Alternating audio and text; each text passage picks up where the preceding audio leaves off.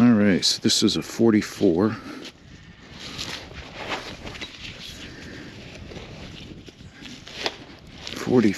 So let's see.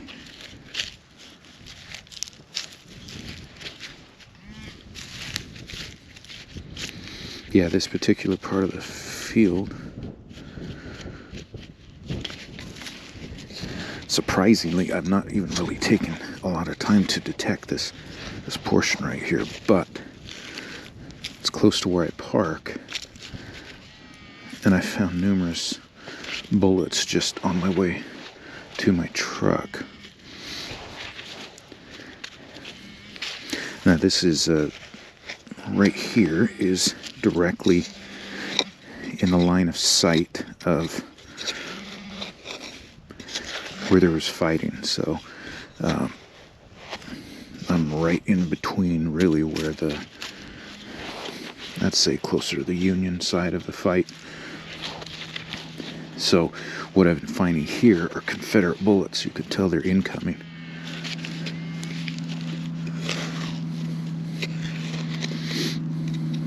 Jeez. Is that a pull tab? Yeah.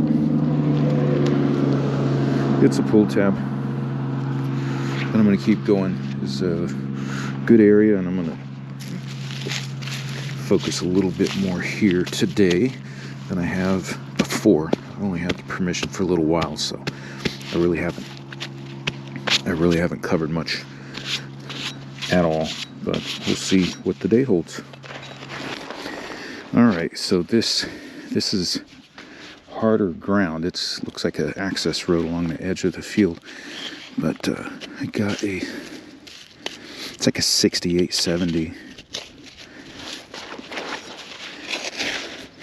It could be a penny. That's kind of the penny range. But I found good stuff under like an access roads around farm fields that, you know, they don't get plowed. I've had good luck in the past. It seems to be an untouched part. So let's see.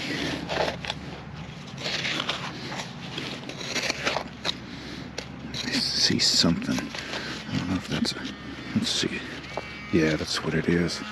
Dang it.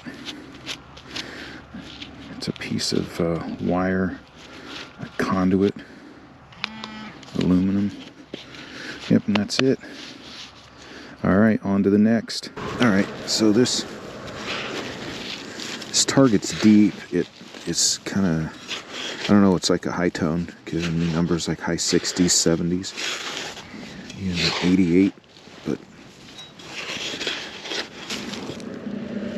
is that a coin? That's a coin. I see a coin.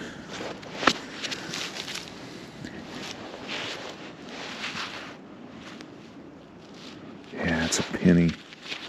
Dang it.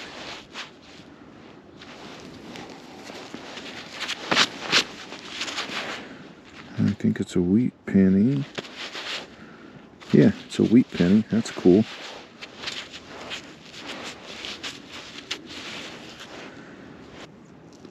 I can't see it. It's like right there, but I just can't see it. Clean it up at home. Wheat penny, by the way, 1916. Took forever to clean this thing up, but it's 1916. So I buried it, swung my coil over it, and was getting a signal, kind of a faint signal, right next to the hole I just dug. So I dug down, and the signal became stronger. And I was not expecting this at all.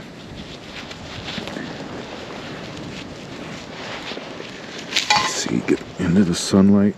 But this is a Civil War bullet. Now I'm trying to find out what kind is it. Yep. Yep, you can clearly see the base right there. But this is a Confederate bullet, and you can see the markings on the top with the ramrod where the soldier really had to force it down the barrel, but that's a Confederate bullet. Confederate bullets are much more rare than, you know, the average 3-ring mini ball. All right. I hate digging lead. Not lead, I'm sorry. I like digging lead. I don't like digging iron. And that's what the signal is supposed to be. But I'm going to give it a shot because I am right where the cannons were firing in my direction.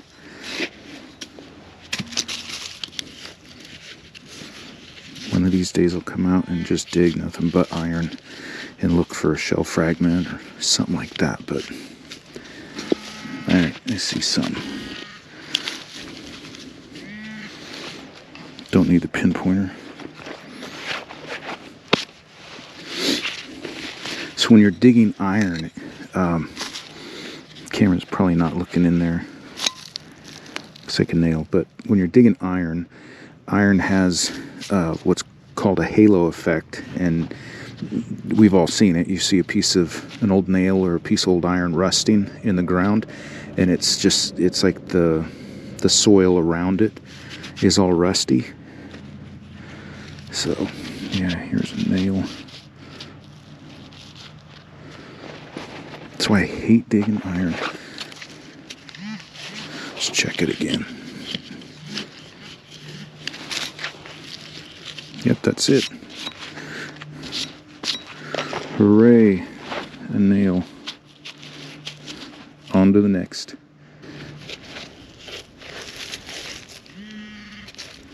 Is that aluminum? I thought I saw aluminum before I even started.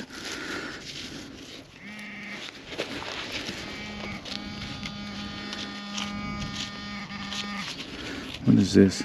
I didn't even... That's something, but looks like I have something else in my hand as well. There's another piece.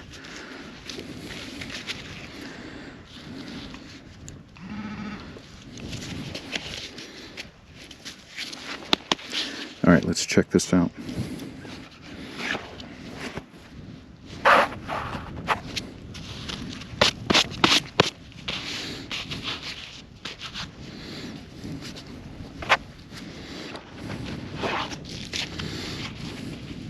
So this one,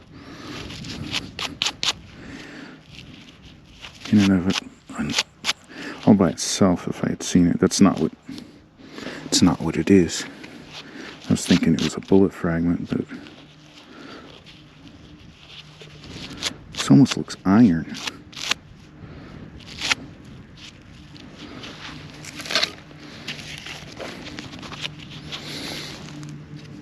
Yeah, that's iron. So that's a piece of iron. Now this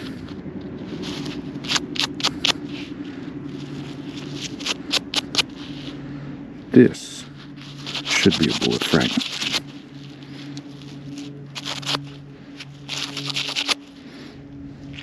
Yep, that's what this is. This is a bullet fragment.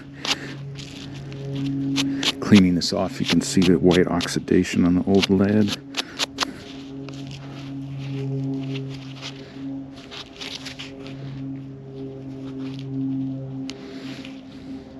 Almost looks melted, but anyhow, that's what this is. I found a lot of them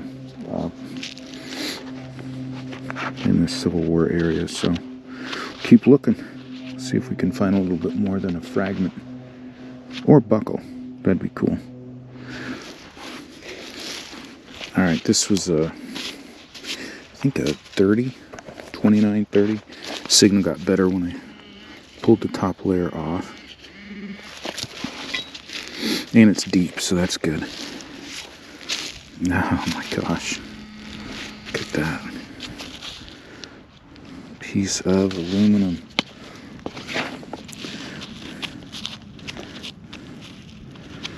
Dang, I can make a highlight reel from today's digs. Nothing but aluminum. Editing YouTube videos. Makes metal detecting look a lot more fun, but that's the way it goes.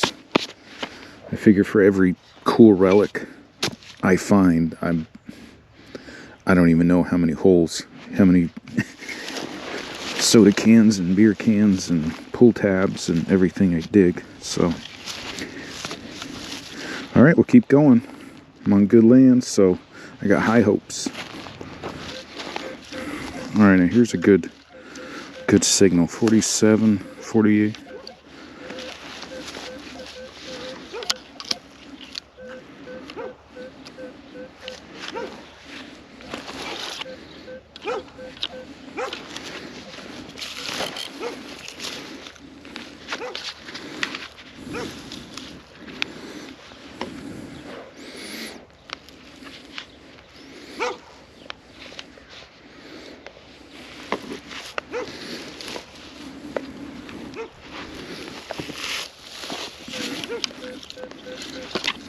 Looks like it's out in the plug.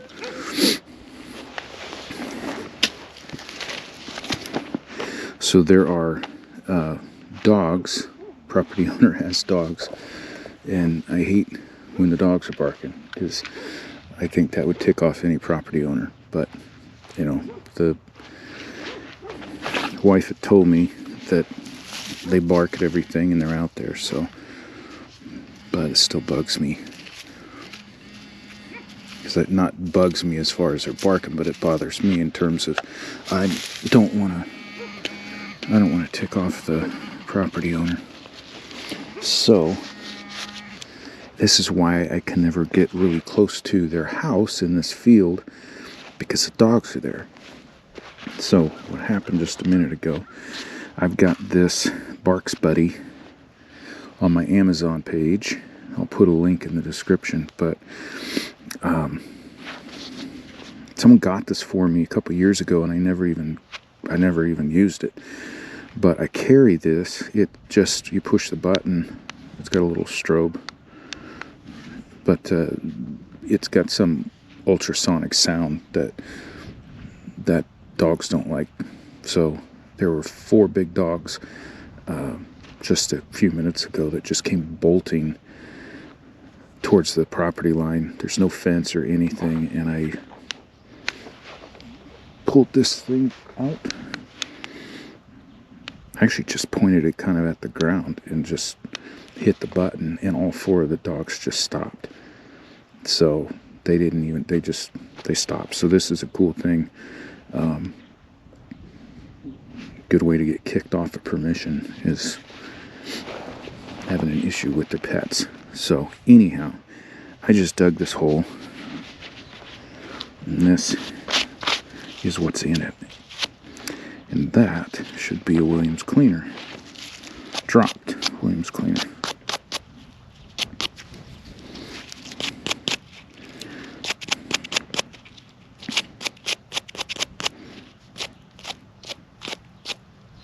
I'm going to look in the bullet book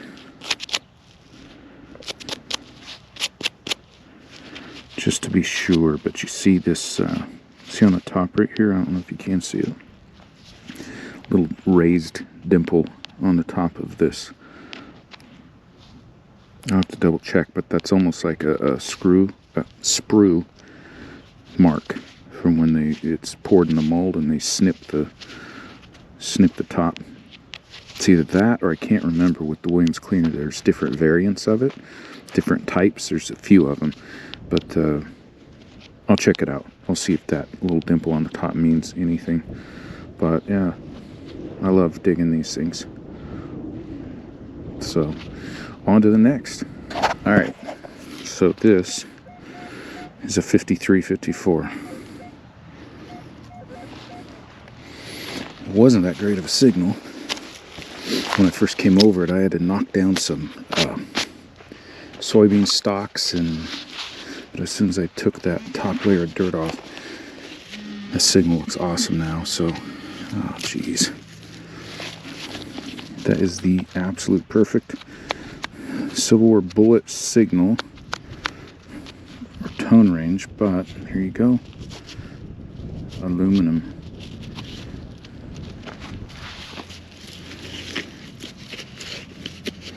Boy, that is just cruel. Alright, this is low 40s. Not as deep as I want to see. See that? Aluminum. Yeah, but in this area right here, recently I found, just right here on the corner of this field, I found 2 rivets from the Civil War with leather still attached, which is really unique. I think it has a lot to do with the soil type and all of that, but for the leather to still be around. So we'll keep looking.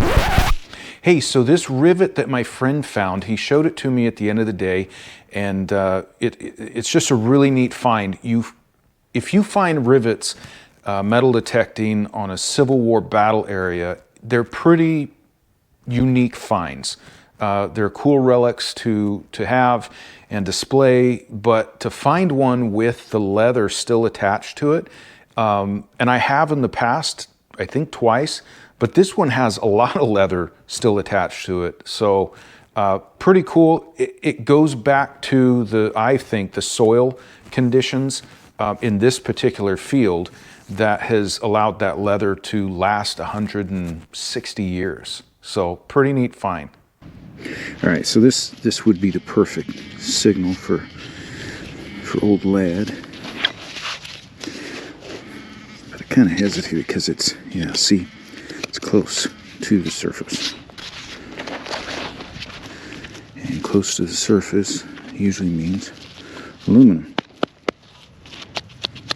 But every now and then, because I can see it on my screen of the Manticore, the 2D screen, but every now and then you gotta dig it and double check. But I think the most shallow I've ever found a Civil War bullet was, I don't know, 4 or 5 inches deep. That was the most shallow. I've never found one. Not saying that others don't, but I've never found one up on the surface. From what I hear, back in the 60s and 70s, when metal detectors were out there and a lot of things was not regulated, I know that they were practically just picking things up when it comes to old battlegrounds and whatnot, but must have been fun. All right, we'll keep going. All right, so this is a good signal. This is like a 5860, and the depth looks good. It's not right up on the surface, so. All right, here it is. What are you?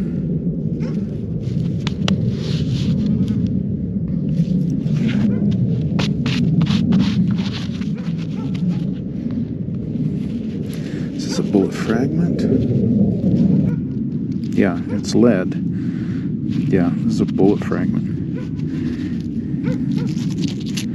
I found a lot like this right in this area. But yeah, it's got that really dark brown crust on it, and underneath will be that white oxidation, so that counts, right? Find buck and ball. Bullet fragments. Those count as bullets. Those are fired in battle at the Civil War. Obviously, these complete ones look a lot better, but that is not aluminum. So I'm happy about that. Let's keep going before the sun goes down. Yeah, 45, so it's actually looking like a better signal now that I've moved some dirt over it, or away from it. So let's see. Jeez. There it is.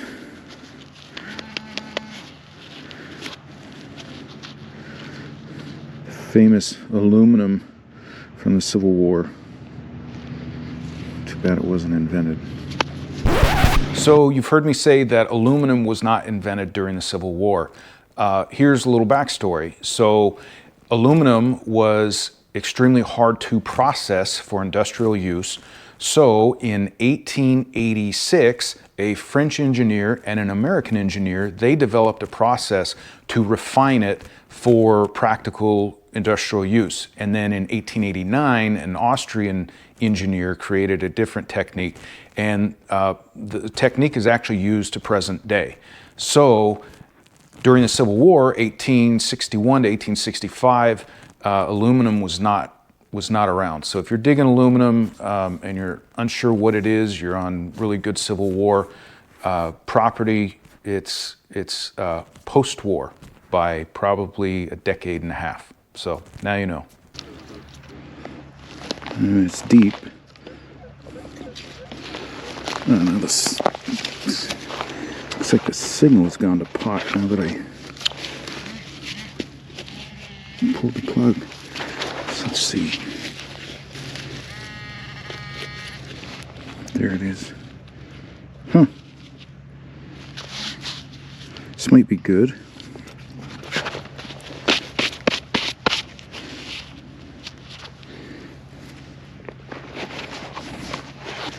That's Civil War lead right there. Yeah, that's Civil War lead. You know what this looks like? Honestly? This looks like the bullet has been hammered. See that? You've got it hammered. It's bent in the middle, and it looks like a tooth just like that would have been on the other side that's since broken off. But yeah, soldiers used to do that sitting around at camp. They would make like game pieces out of bullets. They'd carve them up, do things like that. But that looks specific. Looks like it's been hammered out. Not like a fragment. I found a lot of bullet fragments right here, but none like this that looks like it was purposefully hammered flat and then whatever this is. So, okay. Hey, so this right here, this is a hammered bullet. So a Civil War soldier, out of boredom or whatever, hammered one of his lead bullets flat, and it looks like it was purposefully bent up. Obviously one side broke off. It almost looks like it was flat with two ears sticking up right there. But pretty neat find. The reality is that around Civil War campsites, obviously on a battleground, anything could be found that was in their equipment or their pockets. But it was common that Civil War soldiers would hammer out or flatten out their bullets, carve their bullets, and make everything from dice to checkers to chess pieces to poker chips to tokens, all kinds of things. So when you come across something like that, it's really special because to me, it kind of puts that personal dimension on the relic that you found. That was something you could just kind of let your mind go back. Civil War soldier sitting around the fire or bored at camp, carving on a bullet or trying to play checkers with his friends. So they're cool finds when you come across them, and who knows what this was.